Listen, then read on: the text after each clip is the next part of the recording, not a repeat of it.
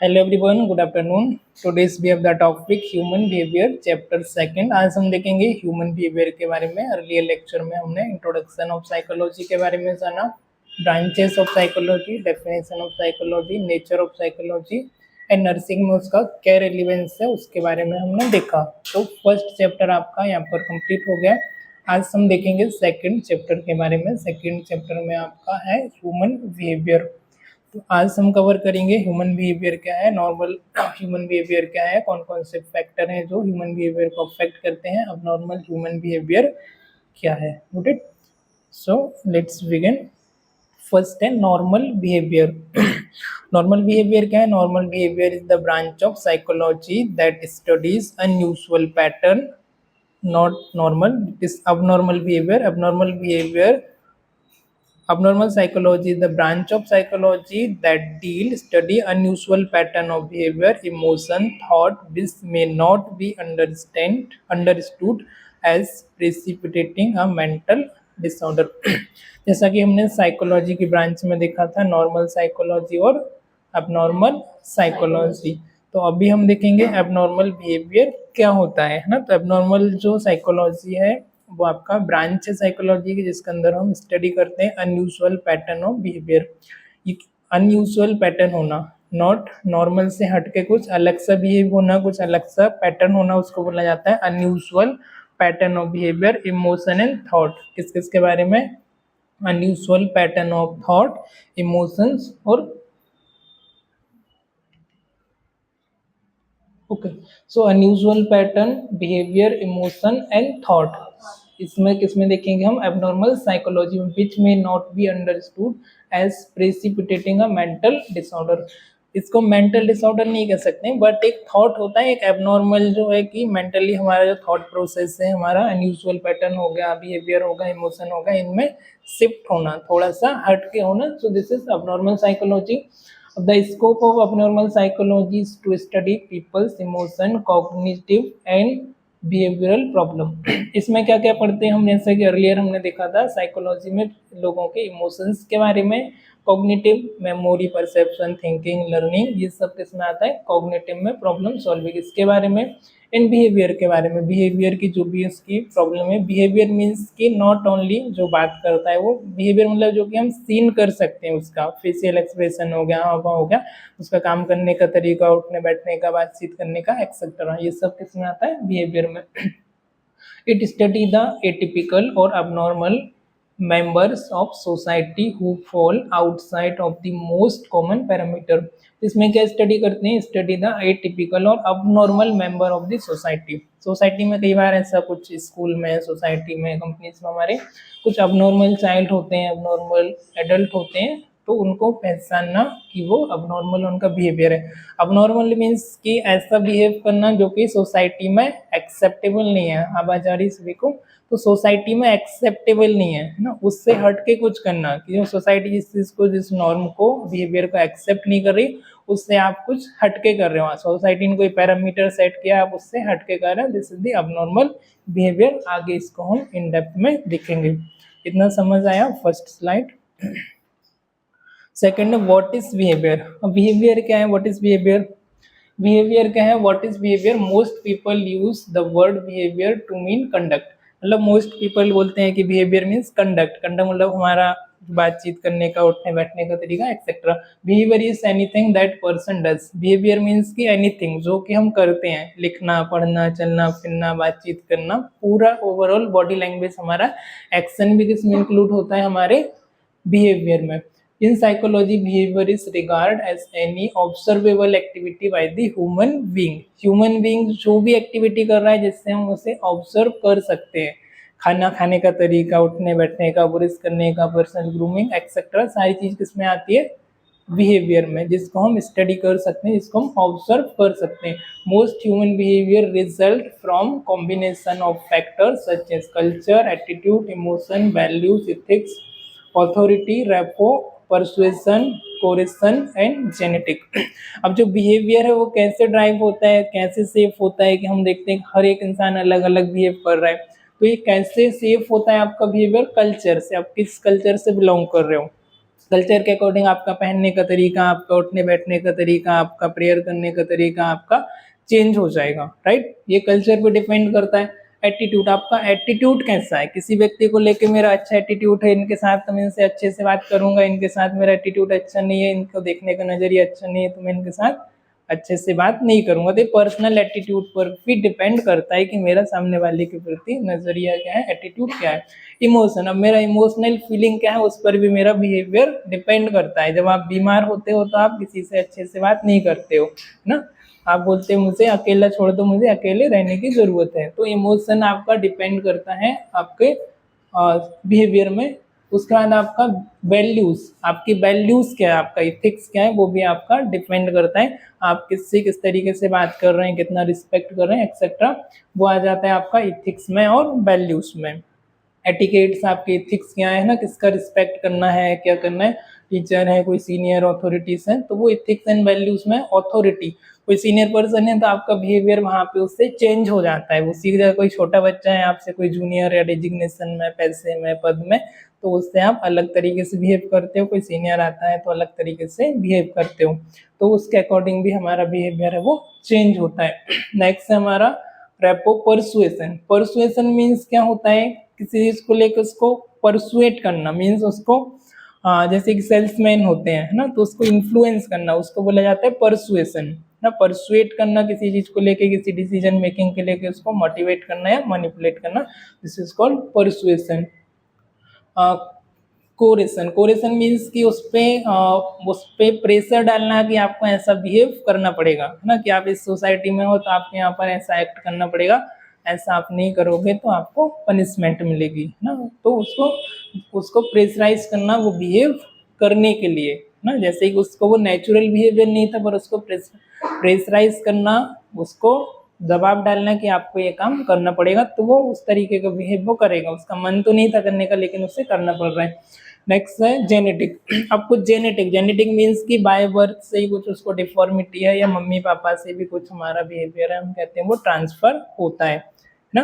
तो gene, genetic के through, jeans के थ्रू कुछ चीज़ें हैं जो ट्रांसफर होती है। तो कई बार हम कहते हैं मम्मी पे गई है, पापा पे गई है ना, किस पे गई है, तो उस तरीके से भी हमारा बिहेवियर सेफ होता है। तो आया समझ, बिहेवियर कैसा है, बिहेवियर किस किस चीज़ पे, बिहेवियर क्या होता है, behaviour regarded any observable activity by the human being, simple है। बिहेवियर क्या है, any observable activity by human being. अब ये बिहेवियर आपका किस तरीके से आता है, most human behaviour result from combination of factor, किस किस फैक्टर से आता है, कल्चर से, आप हिंदू हैं, मुस्लिम है, सिख, क्रिश्चियन, ईसाई, व्हाटएवर, तो कल्चर के अकॉर्डिंग आपको बिहेव करना पड़ेगा, आपका बिहेवियर होगा। एटीट्यूड कैसा है, मेरा किसी के प्रति अच्छा एटीट्यूड है, मैं उससे अच्छे से बात करूंगा, बुरा है तो मैं उसे बुरी तरीके से देखूंगा। किसी ने बता दिया कि देवाशीष सर खराब है, तो आपका एटीट्यूड मेरे प्रति बन गया मैं खराब हूँ, है ना, तो वो एक एटीट्यूड बन गया। अब इमोशन, मेरा अच्छा इमोशन है, मैं खुश हूँ तो आपसे भी अच्छे से बात करूंगा, मुझे किसी ने डांट लगा दिया है तो मैं आपके ऊपर आके गुस्सा निकालूंगा, राइट। तो मेरे इमोशन भी डिपेंड करता है कि मैं आपसे किस तरीके से बात कर रहा हूँ। तो इमोशन अच्छा रहेगा, हैप्पी इमोशन रहेंगे, first I make feel happy then make other feel happy. तो फर्स्ट मेरे इमोशन अच्छे रहेंगे तो मैं लोगों से अच्छे से बात करूंगा। मेरी वैल्यूज क्या है, पर्सनल मेरी वैल्यूज क्या है, किसको रिगार्ड देना है, किसको रिस्पेक्ट देना है, एक्सेट्रा। इथिक्स क्या है मेरे, किसको गुड मॉर्निंग बोलना है, किसको नहीं बोलना है, किससे कैसे बात करना है, this is ethics. Authority, senior authority है तो उससे कैसे बात करना है। रेपो है ना, आपस में हमारा रेपो कितना है, हमारे इंटरेस्ट कितना मैच हो रहा है, उसके अकॉर्डिंग। परसुएशन मतलब किसी चीज को लेके परसुएट करना, किसी चीज को लेके उनको इन्फ्लुएंस करना, दिस इज परसुएशन। कोरेशन मीन्स कि वो बिहेवियर को, वो उसका नेचुरल एबिलिटी नहीं था पर प्रेशर में आके, सोसाइटी के दबाव में आके आपको वो करना पड़ रहा है। घर वालों ने आपको बोला कि ऐसा करना है तो करना है, चाचा ताऊ दादा दादी जो भी सीनियर, उसके पैर छूना है तो छूना है, पर आपका दिल से इच्छा नहीं थी पर आपने पैर छूना पड़ा, तो ये आपको जबरदस्ती कराया जा रहा है। जेनेटिक मतलब कि जो कि बाय बर्थ से आपको मम्मी पापा से जीन के थ्रू आपको मिला है। ये हो गया, आपका बिहेवियर इस तरीके से सेफ होता है।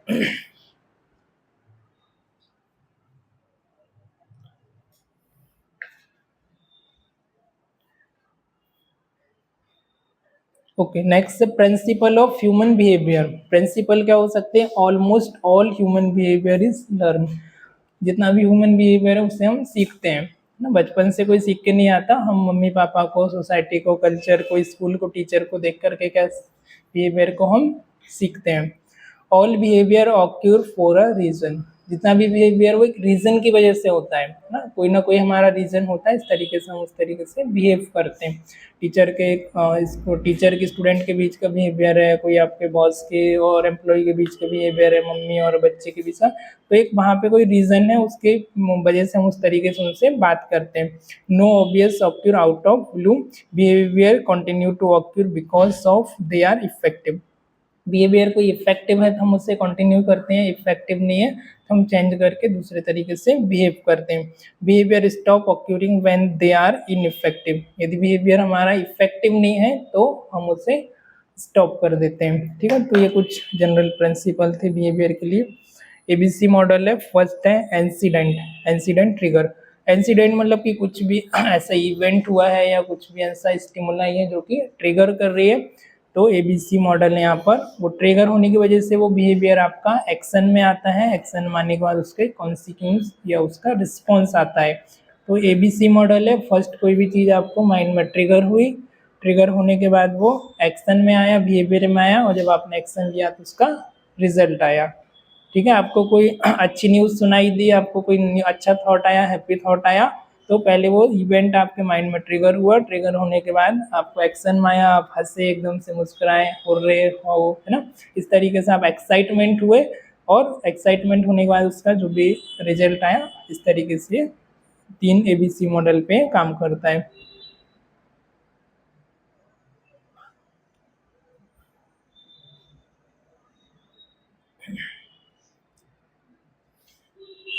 Behavior is the manner which a person behave whether they can conform to the accepted social standard or not।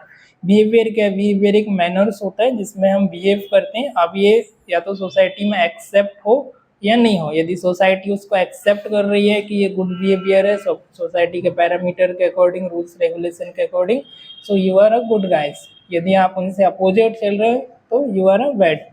Society में जैसे कि लव मैरिज करना सही नहीं है ना, गांव में कुछ जगह हम देख रहे हैं, यदि हम वैसा कर रहे हैं तो सोसाइटी आपको एक्सेप्ट नहीं करेगी। पहले सती प्रथा चलती थी ना, तो सती प्रथा मतलब कि किसी की डेथ हो गई हस्बैंड की, तो वाइफ को भी वो जला देना है उसका बॉडी को, है ना, तो दिस इज सती प्रथा। तो सोसाइटी के हिसाब से आप करोगे तब सोसाइटी से एक्सेप्ट करेगी, आपको अप्रिशिएट करेगी, उससे कुछ हटके करोगे तो आपको अप्रिशिएट नहीं करेगी, तो वो बैड बिहेवियर होगा according to society.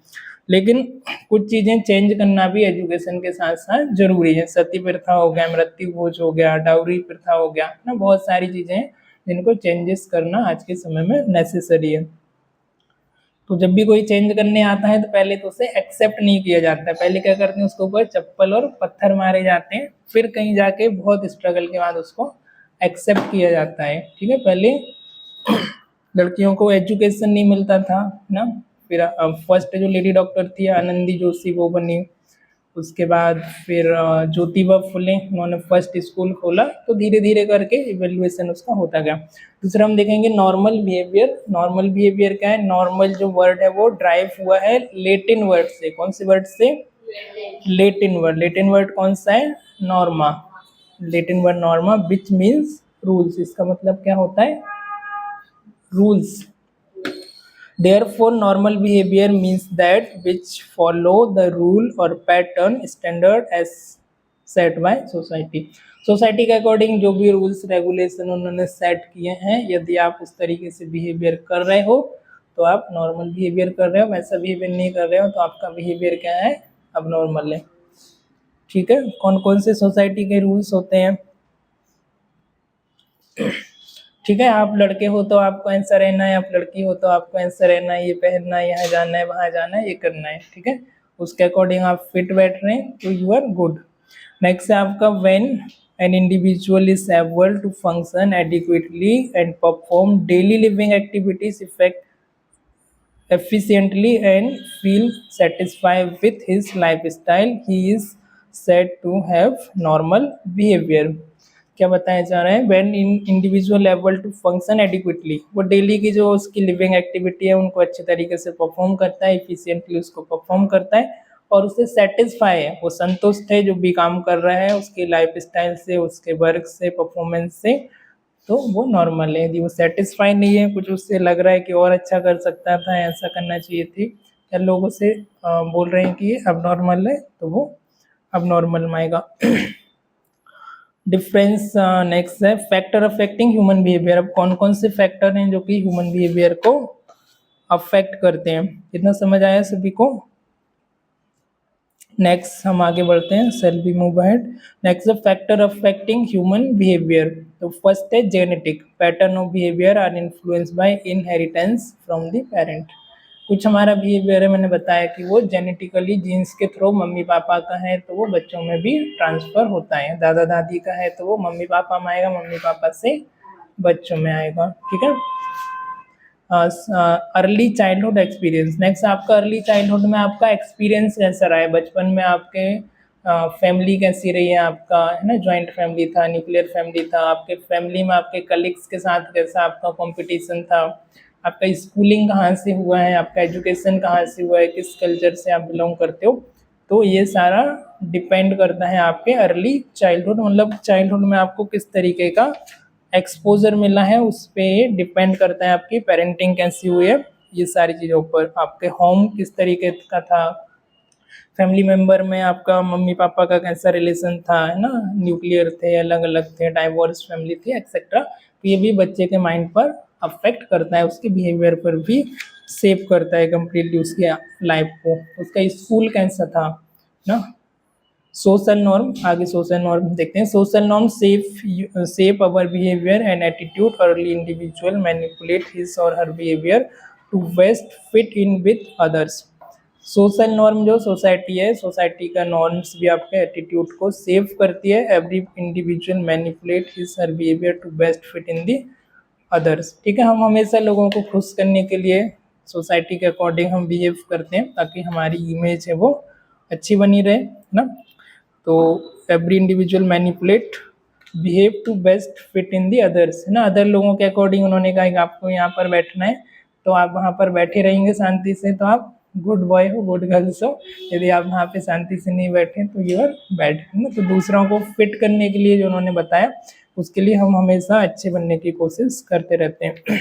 Core faith and social culture. कुछ हमारे फेथ होते हैं या सोशल कल्चर होता है। सेप योर रिलीजियस फेथ, ना कि आपको प्रार्थना करना है या फिर आपको किसके पैर छूना है, आपको कौन सा कपड़ा पहनना है ना, आपको सेविंग रखनी है या पगड़ी लगानी है या बुर्का पहनना है या साड़ी पहनना है, ये सब किस पे डिपेंड करता है, आपके कल्चर पर, आपके रिलीजियस पर, है ना। आपको मंदिर जाना है, मस्जिद जाना है, गुरुद्वारे जाना है या चर्च जाना है ना, ये सब आता है आपका फेथ पर, है ना। इसके बाद फिलोसॉफिकल थिंकिंग। आपका फिलोसॉफिकल थिंकिंग क्या है?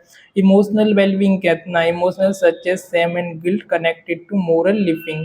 कई बार हमको ऐसा सेम या गिल्ट, किसी चीज़ को लेकर के हमको सेमफुल होना, किसी चीज़ को लेकर गिल्ट होना जो कि हमारे मोरल लिविंग से कनेक्टेड होता है ना। किसी चीज़ हमने कुछ ऐसा कर दिया तो गिल्ट फील होना, या शर्म की वजह से कई बार हम क्वेश्चन नहीं पूछ पाते हैं, कुछ क्वेश्चन अराइज हो रहे हैं तो, या रिस्पेक्ट की वजह से, तो वो भी हमारे बिहेवियर को सेव करता है। उसके बाद आपका स्कूल। स्कूल का आपका एकेडमिक, वहाँ का इन्वायरमेंट किस तरीके का था, है ना, किस तरीके के आपका एजुकेशन हुई है। जैसे कोई इंग्लिश मीडियम से स्टडी किया है तो उसकी इंग्लिश अच्छी होगी, कोई ने मराठी से किया है तो उसकी मराठी अच्छी होगी, किसी ने हिंदी से किया है तो हिंदी अच्छी होगी। तो स्कूल का आपका एटमॉस्फेयर कैसा था, टीचर क्या थे, आपकी एक्टिविटी क्या थी, वो सोसाइटी, आप किस सोसाइटी में रह रहे हो वो भी आपका सेव करता है। इसके अलावा आपका कुछ बायोलॉजिकल फैक्टर होते हैं आपके हार्मोन लेवल का, कितने आपका हैप्पी हार्मोन, सैड हार्मोन ना, आपका कॉर्टिसोल हो गया, डोपामिन हो गया, सीरोटोनिन हो गया, या आपका एंगर हार्मोन कौन सा, कितना हार्मोन, लव हार्मोन, जितने जो हार्मोन रिलीज होते हैं उसके अकॉर्डिंग भी आपका इमोशन डिपेंड करता है आपकी बॉडी फिजिक पर, बॉडी केमिस्ट्री पर। ये सारे फैक्टर आपके बिहेवियर को क्या करते हैं, इन्फ्लुएंस करते हैं। आया समझ? कौन कौन से फैक्टर इन्फ्लुएंस करते हैं आपका? आपकी society, school, culture, religious, genetic और आपका फैमिली बैकग्राउंड, ठीक है। स्कूल, सोसाइटी, फैमिली और कल्चर और रिलीजियस, ये क्या करते हैं आपके बिहेवियर को अफेक्ट करते हैं। जैसे हमने एक एग्जांपल लिया था कि एक छोटे बच्चे का हॉस्पिटल में जन्म हुआ है और नर्स की गलती की वजह से वो मैटरनिटी वार्ड में क्या हो गया, चेंज हो गया। सुनो ध्यान से, जैसे कि हिंदू का बच्चा था वो किधर चला गया, पहले ही दिन उसका जन्म होने के बाद मुस्लिम कल्चर में चला गया, जो मुस्लिम का था वो हिंदू किधर आ गया। तो जब वो बड़ा होगा 18-20 साल का होगा तो क्या जो हिंदू का बच्चा था वो मुस्लिम किधर गया, तो वो हिंदू के जैसा बिहेव करेगा? नहीं करेगा। क्यों? क्योंकि उसको बचपन से वैसा सिखाया नहीं है, कल्चर नहीं मिला है। तो हिंदू का बच्चा मुस्लिम किधर चला गया तो मुस्लिम के जैसा ही बिहेवियर करेगा, क्योंकि उसको नहीं पता है मैं कौन हूँ ना। जब वो आया था, जब उसने जन्म लिया था, तो वो सिर्फ एक नया सोल था, एक कोरा कागज था, क्या था, ब्लैंक पेज। जैसा हमने उसके ऊपर लिखा वैसा वो बन गया, राइट। तो जैसा उसको सॉफ्टवेयर मिला, इनपुट मिला, वैसा उसने परफॉर्म करना शुरू कर दिया। Factor affecting human behaviour, creativity. Next है creativity pushes people past their comfort zone ना। कुछ क्रिएटिविटी होती है उसके अकॉर्डिंग भी हमारा बिहेवियर होता है, और क्रिएटिविटी हमको पुश करती है हमारे कंफर्ट जोन से एक्शन लेने के लिए। नेक्स्ट है attitude, is an expression of favour और disfavour, like and dislike of a person toward a person, place, thing और event. The way the person behave depends a lot on how he look at the situation। तो attitude हमारा, मैंने बताया कि attitude हमारा किसी व्यक्ति को लेकर, किसी प्लेस को लेकर, किसी पर्सन को लेकर हो सकता है। हमारी लाइकिंग क्या है, डिसलाइकिंग क्या है, किसका हम फेवर कर रहे हैं, किसका फेवर नहीं कर रहे, तो उसके अकॉर्डिंग भी हमारा बिहेवियर अलग अलग हो सकता है, ठीक है। तो ये यदि मुझे कोई पसंद है तो मैं इनके साथ अच्छा बिहेव करूंगा, ये मुझे पसंद नहीं है तो इसके साथ मैं अच्छा बिहेव नहीं करूंगा। मेरा पर्सनल एटीट्यूड है किसी के साथ तो मैं उसके साथ वैसा बिहेवियर करूंगा।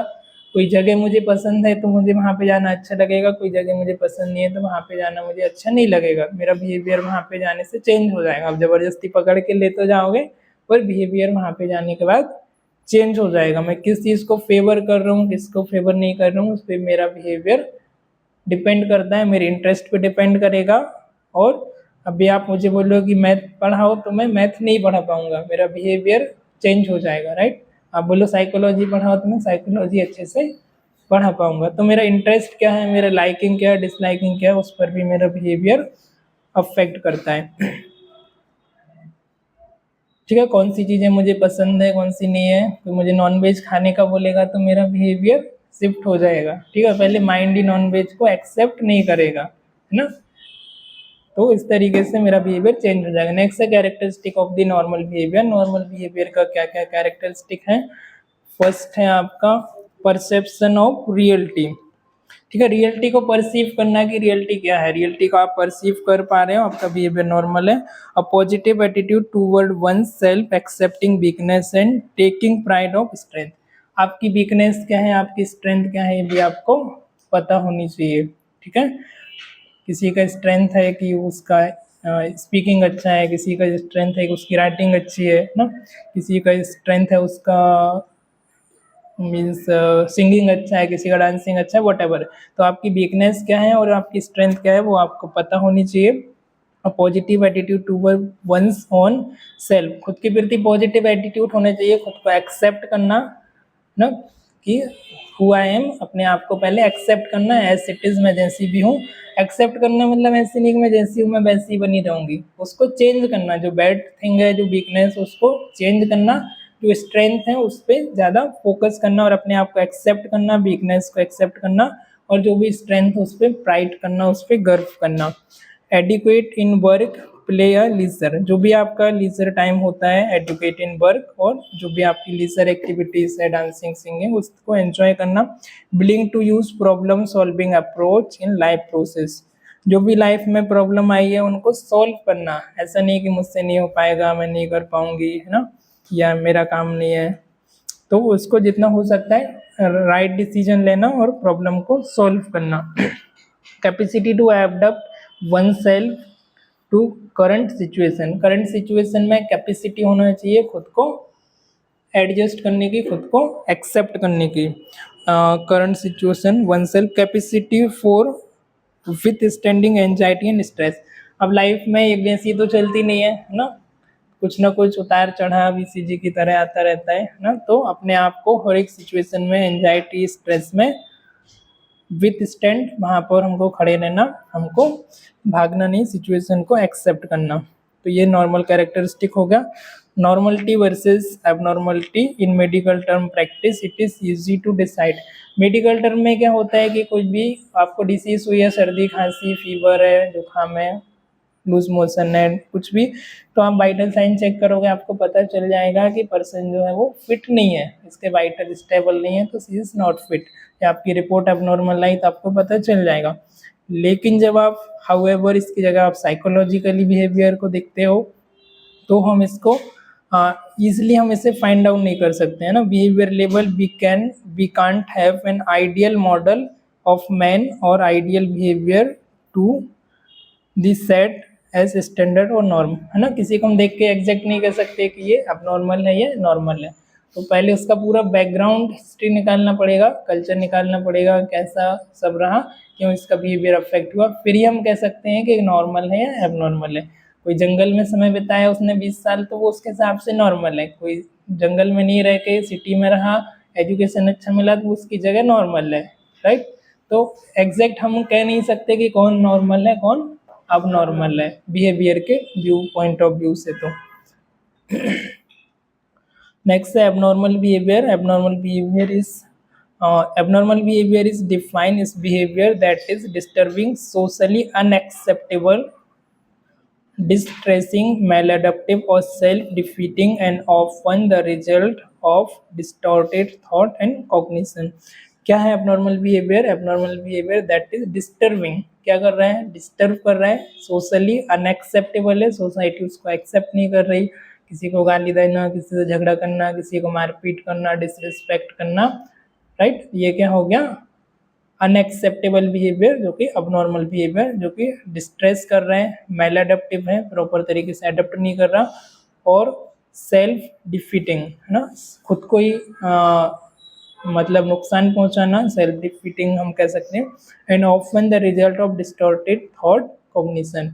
अब जो बिहेवियर है वो कैसे आ रहा है? सबसे पहले हमने क्या देखा था? थॉट। तो उसके जो थॉट है उसमें डिस्टॉर्शन हो रहा है, थॉट में डिस्टर्बेंस हो रहा है। थॉट में डिस्टर्बेंस होने के लिए बिहेवियर में डिस्टर्बेंस हो रहा है, एक्शन में आ रहा है, और एक्शन आने के बाद उसको रिजल्ट मिल रहा है, ठीक है।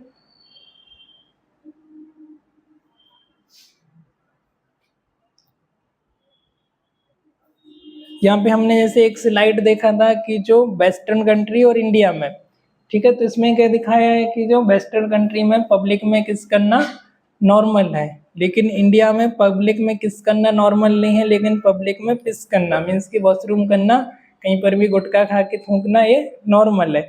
तो आप अब्रॉड कंट्री में है तो पब्लिक में किस करना, वो बिहेवियर उनके हिसाब से नॉर्मल है, पर आप इंडिया में हो तो आप अब नॉर्मल बिहेव कर रहे हो। लेकिन लेकिन आप अब्रॉड में कहीं पर भी जा रहे हो, वहाँ पे आप पब्लिक में टॉयलेट नहीं कर सकते हो, है ना, वहाँ पे आपको पनिशमेंट मिलेगी, आपको एक इलीगल थिंग है वो। तो इस तरीके से ये डिफरेंट डिफरेंट वहाँ के कल्चर के अकॉर्डिंग, कंट्री के अकॉर्डिंग, स्टेट के अकॉर्डिंग डिफरेंट डिफरेंट हो सकता है, गुड इट।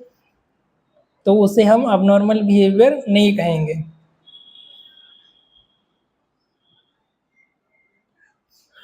हाँ, अब व्हाट इज एबनॉर्मलिटी, यहाँ पर कुछ स्टेटमेंट दी हुई है, कैसे हम बोल सकते हैं। A woman slapping a child, कोई लेडीज है और बच्चे को बहुत ज़्यादा पिटाई कर रही है, तो वो क्या होगी? अब नॉर्मल बिहेव कर रही है। उसको समझना चाहिए छोटा बच्चा, इसको फिजिकली इतना पनिशमेंट नहीं देना चाहिए। A woman making a shrine and offering to her dead husband. अब एक लेडी है, कोई खाना बना रही है या कुछ भी बना रही है, उसको कुछ भी अपने जो लेट हस्बैंड है उनको ऑफर कर रही है कि लो खाइए, जबकि वो है नहीं। तो उसका behaviour, a man driving a nails through his hand. Nails मतलब कि जो स्क्रू होता है, स्क्रू ड्राइवर से उसको ड्राइव करने की जगह वो किससे, हाथ से ही ड्राइव कर रहा है, और हो रहा है कि ये पूरी तरीके से फिक्स हो जाए। A woman refusing to eat several days, कोई लेडी है वो बहुत दिन तक खाना खाने से मना कर रही, मुझे खाना नहीं खाना, मुझे खाना नहीं खाना, तो she is not normal.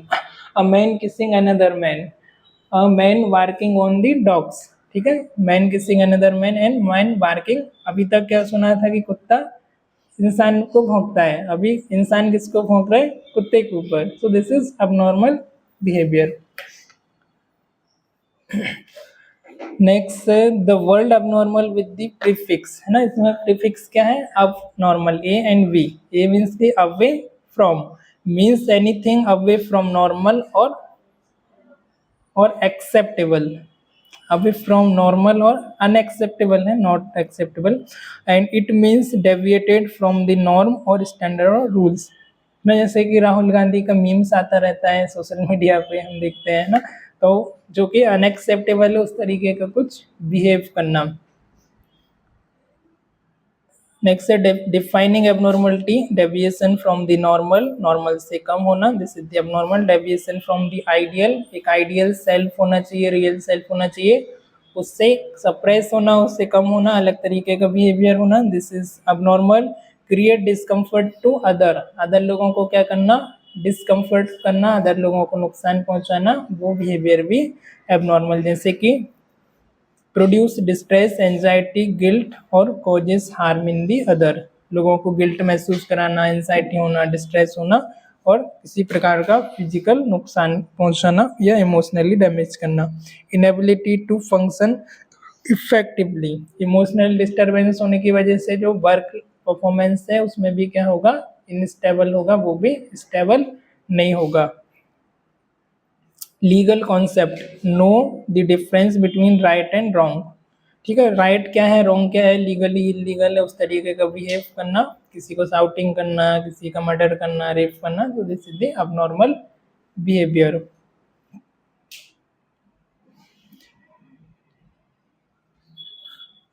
Abnormal behavior, disturbance in the behavior which seen in the cognitive domain, thinking, knowing and memory. Cognitive domain में thinking, learning, memory, perception, इसमें जो behavior shift हो रहा है वो क्या होना आपका abnormal behavior affecting domain। next कौन सा है, affective। cognitive means कि mental process में ही thinking, learning, memory, perception, है ना, इसमें क्या होना, चेंज होना। कॉग्निटिव मीन्स में सॉरी अफेक्टिव मीन्स में, अफेक्ट अभी कैसा थॉट में था, थॉट लेवल पर था, जैसे ही वो चीज इमोशन में आई वो क्या कर रही है मेरे को जैसे कि इमोशन एंड फीलिंग, सबसे पहले क्या आता है, थॉट आता है, किसी भी चीज को देख के, सिचुएशन को देख के माइंड में थॉट आया, थॉट आने के बाद क्या हुआ, फीलिंग आई, इमोशन आया, इमोशन आने के बाद कॉग्निटिव, कॉग्निटिव मीन्स कि वो किसमें कन्वर्ट हो गया, साइकोमोटर एक्टिविटी में, किसमें, साइकोमोटर एक्टिविटी, मतलब कि वो फिजिकल मूवमेंट में मेरे कन्वर्ट हो गया। जैसे कि पहले मुझे किसी इवेंट को देख करके गुस्सा आया, किसी व्यक्ति के ऊपर क्या हुआ, गुस्सा आया, तो गुस्सा आया पहले किस में आया, वो थिंकिंग मेमोरी में आया, गुस्से को ट्रिगर किया, मेंटल प्रोसेस में, थॉट प्रोसेस में आया, थॉट में मुझे फीलिंग आई, फीलिंग कैसे आई, डिसरिस्पेक्ट, सामने वाले ने मुझे क्या किया, डिसरिस्पेक्ट किया, मेरी बात नहीं सुनी, मेरी बात नहीं मानी, और वो डिसरिस्पेक्ट इमोशन इतना हाई हो गया कि वो कन्वर्ट हो गया इमोशन से किसमें, फिजिकल में, मीन्स किसमें, कॉग्निटिव डोमेन में। कॉग्निटिव डोमेन में जैसे ही कन्वर्ट हुआ, मैंने उसको हाथ उठाया और उसको एक चपाटा मार दिया, तो वो क्या हो गया, उसका रिजल्ट आ गया। पहले किसमें था, थॉट में था, थॉट में कोई इवेंट ट्रिगर किया, इमोशन में आया, इमोशन पॉजिटिव हो सकता है, नेगेटिव हो सकता है, फीलिंग आपकी पॉजिटिव हो सकती है, नेगेटिव व्हाटएवर, नेगेटिव फीलिंग हुई, वो बॉडी में कन्वर्ट हुआ, मैंने शाउटिंग किया, उसको चपाटा मार दिया, वो साइको मोटर में आ गया, फिजिकल में कन्वर्ट हो गया, एक्टिविटी में आ गया।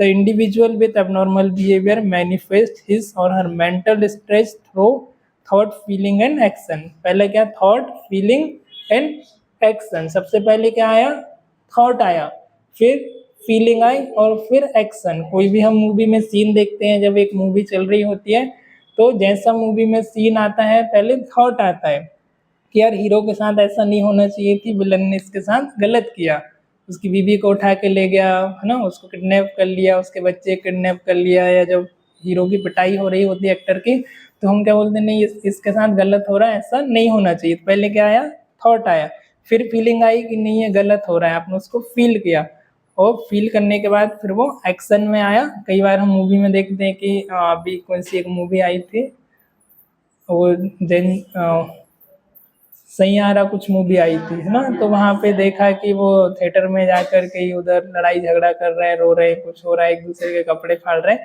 तो वो क्या हो गया, पहले थॉट, फीलिंग और वो एक्शन में आना शुरू हो गया। तो थॉट का इनपुट कहाँ है, हमने कल देखा था, बिलीव्स आपके पास्ट एक्सपीरियंस और आपका विजुअल इनपुट जो आप देखते हो, सुनते हो और पढ़ते हो, उससे क्या होता है, थॉट आता है, थॉट से फीलिंग और इमोशन बनता है और फीलिंग और इमोशन से वो एक्शन में आता है। Got it.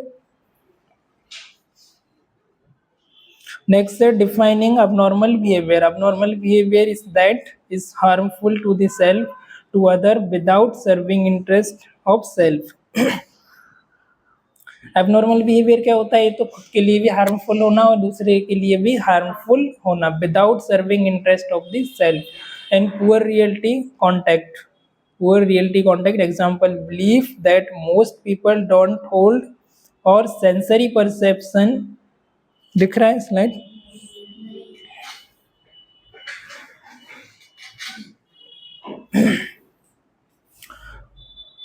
बिहेवियर में नेक्स्ट है आपका where is it, belief example, believe that most people don't hold और sensory perception of thing that most people do not perceive. कुछ ऐसा बिलीफ होता है कि एक सिचुएशन में हम कुछ अलग देख रहे होते हैं, सामने वाला कुछ अलग देख रहा होता है, एक ही सिचुएशन को अलग अलग नजरिए से देखना। एक व्यक्ति देख रहा है कि ये कचरा ये सफाई कर्मचारी है, दूसरा देख रहा है क्या था, हाँ ये कचरा उठाने वाले, दूसरा देख रहा है कि सफाई वाले हैं ना। तो अलग तरीके से एक ही सिचुएशन को देखना। जैसे कि यहाँ पर एक 9 लिखा है और इधर लिखा है कितना, ये 9 है, तो इधर से कोई देखेगा तो उसको 6 दिखेगा, इधर से कोई देखेगा तो उसे 9 दिखेगा। तो पर्सपेक्टिव वहाँ पे चेंज होना।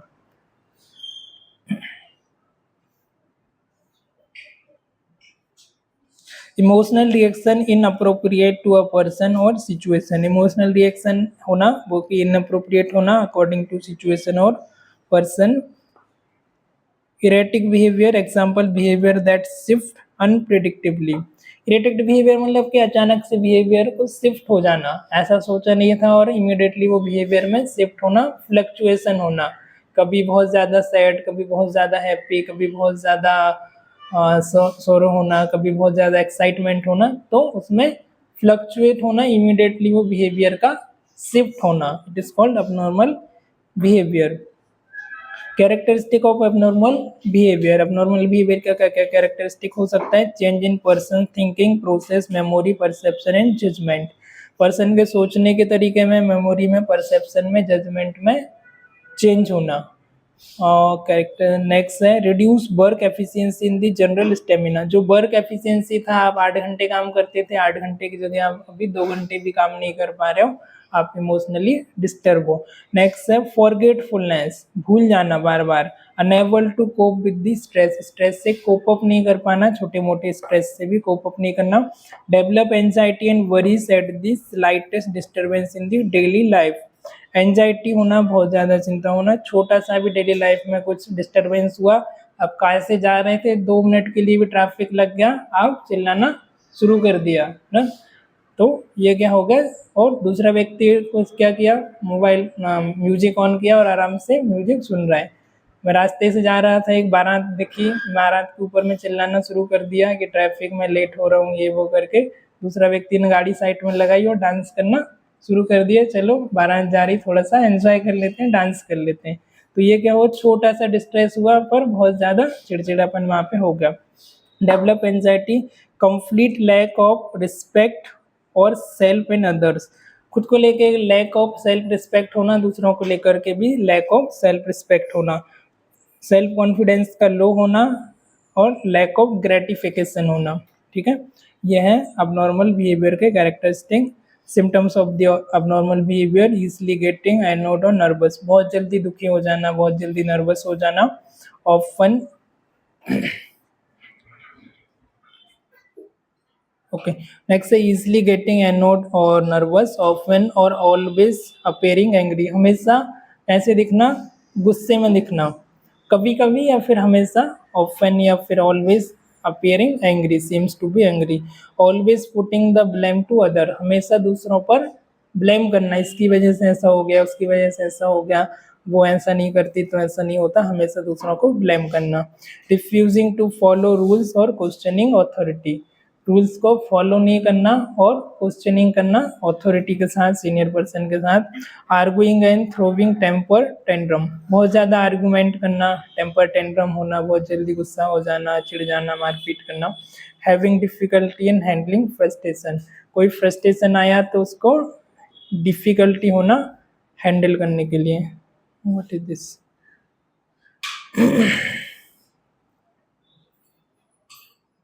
Okay, psychological disorder associated with the serious behavioural, थोड़ा बहुत नॉर्मल है तो वो थेरेपी वगैरह से, काउंसलिंग गाइडेंस से हम शिफ्ट कर सकते हैं।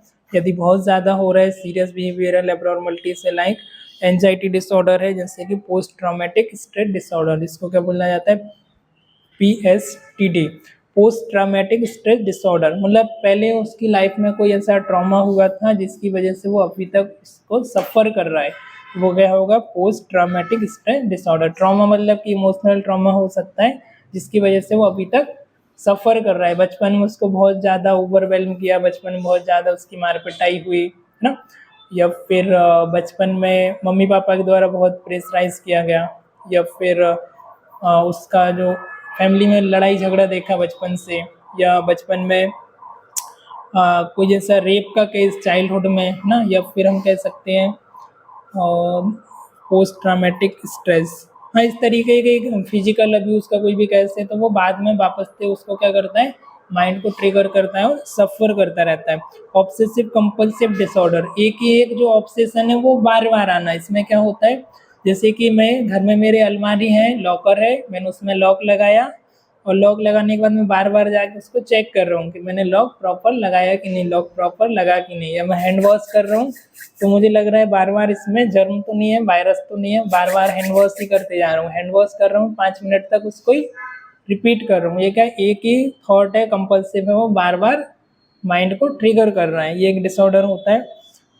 पैनिक डिसऑर्डर होता है किसी भी चीज़ को लेकर बहुत ज़्यादा डर जाना, पानी को देखकर, आग को देखकर, छोटी सिचुएशन में बहुत ज़्यादा पैनिक हो जाना, this is panic disorder. Phobia, phobia अलग अलग होता है, चीज़ों से, लोगों से डर लगना, छिपकली से डर लगना, पानी से डर लगना, हाइट से डर लगना, तो किसी प्रकार का भी फोबिया हो सकता है। कुत्ते से डर लगना, ना, तो हर एक इंसान को कुछ ना कुछ फोबिया होता है, उसको क्या बोला जाता है? फोबिया। फेयर होना, लोगों से हो सकता है, कोई एनिमल से हो सकता है ना, तो ये हो गया आपका phobia. Psychological disorder associated behavioural abnormalities, somatoform autonomic disorder, तो ये सारे डिसऑर्डर हैं। इनके बारे में तो साइकेट्रिक नर्सिंग में आपको सेकेंड ईयर में आ जाएगा। Psychological disorder associated with severe abnormalities,